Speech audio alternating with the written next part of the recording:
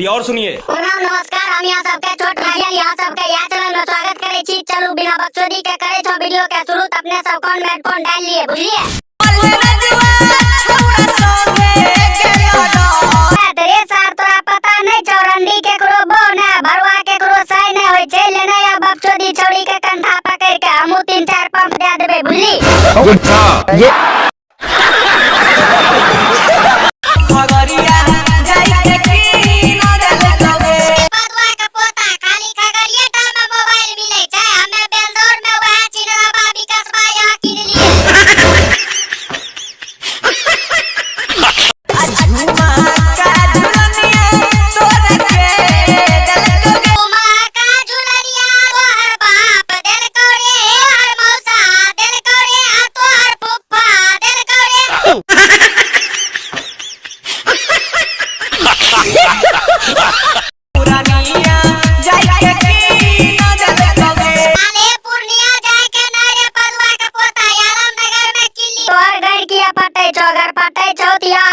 तोरा गाय में हम अपन लोड़ा घस देबो, गाय पटना बंद हो जी तो बुझली।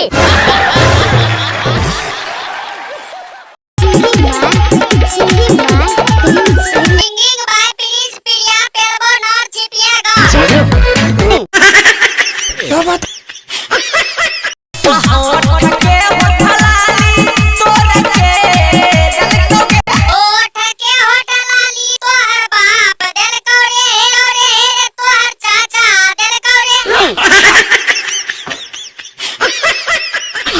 बस भैया लोग अहाँ सबके वीडियो बढ़िया लागल है तो चैनल सब्सक्राइब कर दो और बेल आइकन दबा दो। इंतजार करियो अगला वीडियो के लिए, तब तक के लिए बाय।